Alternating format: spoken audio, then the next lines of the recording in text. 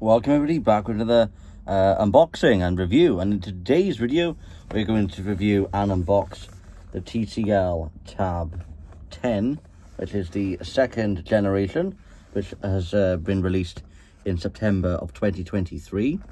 So overall the front of the box is quite basic. It's a basic design, basic illustrations. It's a 10.1 screen. It's a Core X4, it's a 32GB of ROM and a 3GB of RAM. It's metal in terms of its frame, and it's 600 milliamps. Now, I did some research on Google about how much battery you should get out of this device on a single charge, and it is estimated that you should get around about 17 hours depending on its use. So if you have mixed use and if it goes into standby mode, it should last relatively a full day without needing to charge it. I'm just going to unbox it now. So as you can see there, there's the sticky film. So I'm just going to peel that off. You don't have to peel the other side off as such, but on the back as well, if I didn't already demonstrate, that's what you see on the back there. So not really important for the consumer, but that's what the design is, and that's a little other information bit on the barcode as well. It is worth noting as well, everybody, that you do get the TPU case, which does come free with this product. I did see it's not many reviews actually on YouTube that I could find of this product that has a mention of the case. So my version or my copy of the device has a case, and you can get it from Argos as well for £100. Relatively everywhere is $99.99, but you can also get it from pre-owned, and I'll put some samples of some pricing that you can expect this product to be on your screen right now. So yeah, so it's going to open the box like that. It does come out from the side, so it's got to grab it with both hands to peel the box away. So what you get inside the box, you get the SIM tray, the micro SD little tray to put your SD cards in and things like that. You also get some other bits and pieces.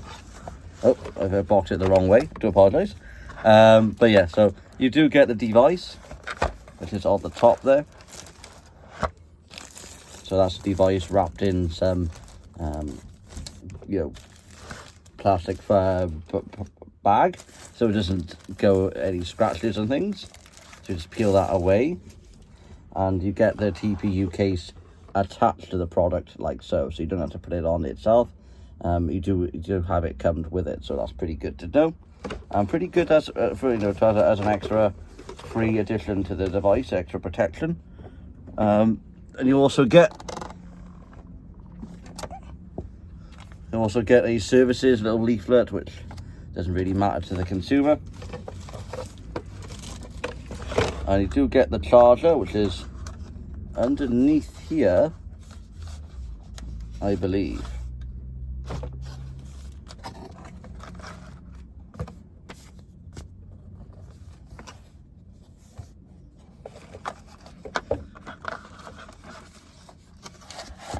Got the charger.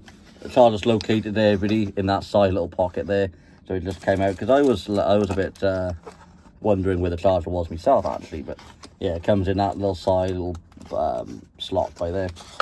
So you do get the plug, which is I think is like a standard universal, so nothing too spectacular with that.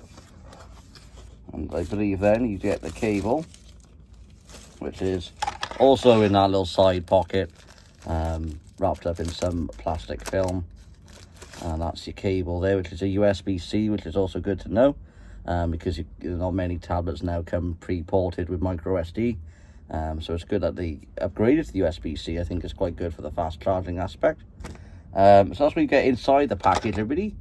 So let's see what happens when we turn this device on. And that's where your camera is, everybody. And you get your power switch there as well, and you get your volume buttons there too. So let's turn it on and see what we can see.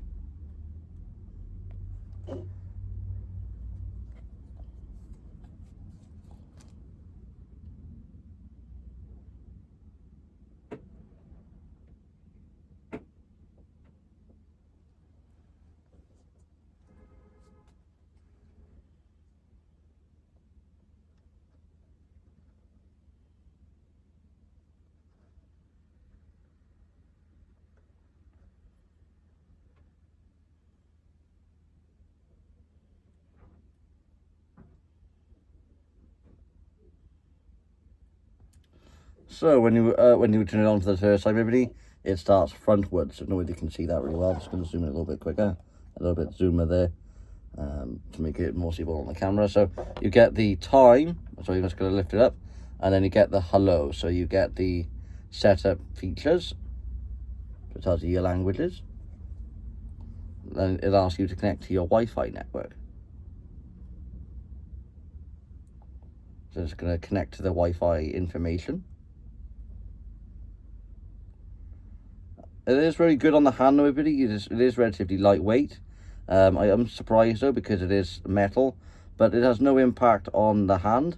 You can relatively use it with, well, with one hand. It feels all right in the one hand, but to type, you're going to need the other hand to be able to type with it.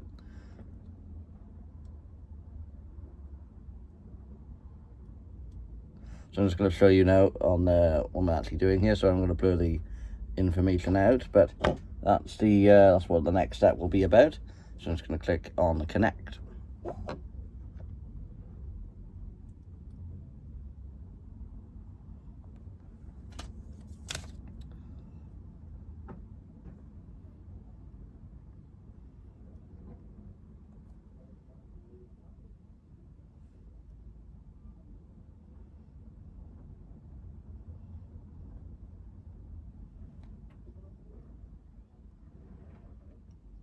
When you get your speaker grill at the top as well, everybody, and your charger, and I think that's a headphone jack that you get as well, which not many devices come with that now. Well, phones, you know, I got the latest iPhone, so that doesn't come with a headphone jack, but you can get the little connector to make it to have a headphone accessibility. So it is getting a few things ready, everybody. So it shouldn't take relatively too long now for it to be done.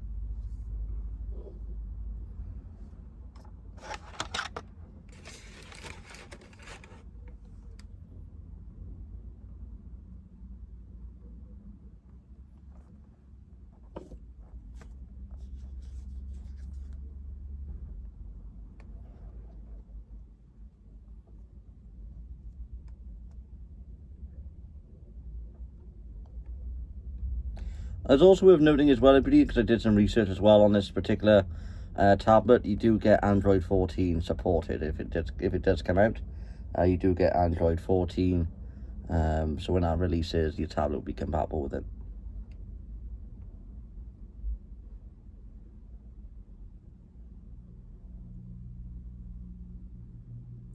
So then, just a few moments.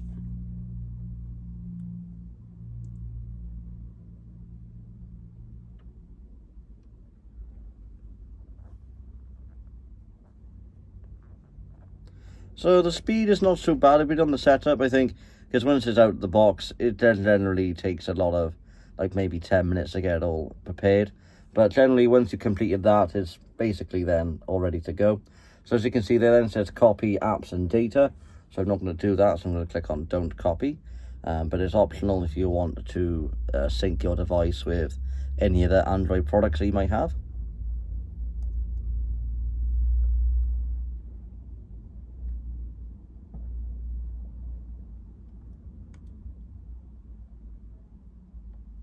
So then it says who's going to use this device. So you can either check, press either a child option or a adult or a teenager.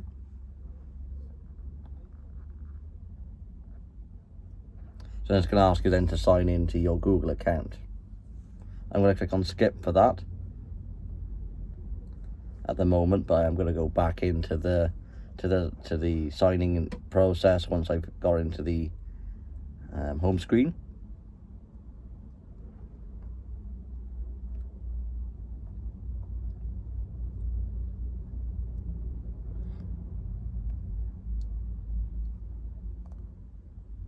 And it's also worth noting to everybody that I do have 58% battery. However, if yours is fully dead, I do recommend fully charging it before you come to consuming the device, only because then it will be more fresh and more responsive, because then you don't have to do everything then on low battery. And then it also says there, choose your search engine. So then I'm going to go into Google. So I'm just going to zoom in on the camera there, just so then you can see it. So I'm just going to go to Google. and I'm going to click on next. Then it's going to say set a pin. You don't have to do it on the setup, you can skip it, but if you want to protect your device, you can do it in the welcoming process. So I'm just going to click on skip, and then it'll ask you to skip anyway if you don't want any password protection. And then it says they review additional apps. So apps will be downloaded over Wi-Fi, so you get the YouTube included. You get all the pre-prepared Google apps already pre-installed to the device. But that's what it said on there, which is good as well, because you don't have to do anything then. When you get to the home page, make sure YouTube is there or anything. So it is more of a speeder way, just to get you using the tablet almost immediately. So it'll also then say to review the terms and privacies. So you can just click I agree, or you can actually fully read the policies. And then that's when they're in the home page. So overall, you get a nice little home screen. You can flip it up to get to your apps tray. So for the purpose of the tutorial, I'm going to give you a quick sound test to see how loud can it go.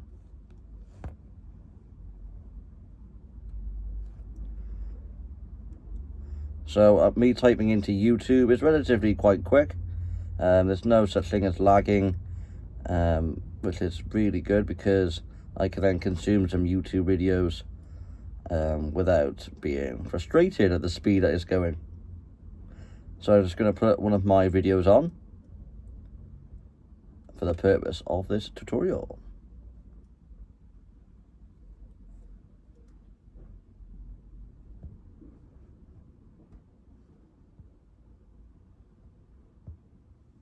So I'm just going to put on my trailer.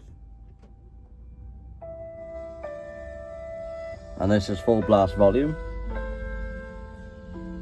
But nice picture quality though. I really like the elements of brightness as well.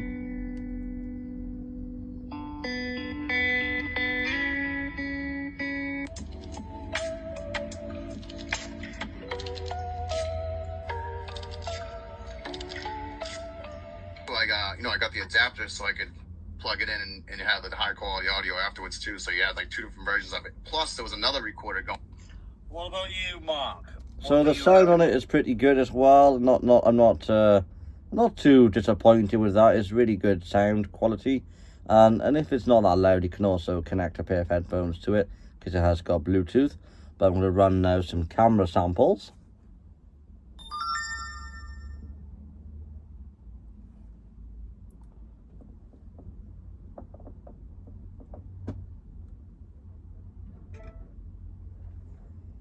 So that's the back cam, everybody. So you can see the keyboard relatively, the keyboard design relatively bright, but it's not really recommended for camera use, because you get much better quality on your phones. But if you want to take the odd pictures, the odd videos, I think it'll generally be all right in brighter conditions. And I'm just going to do a front selfie picture mode.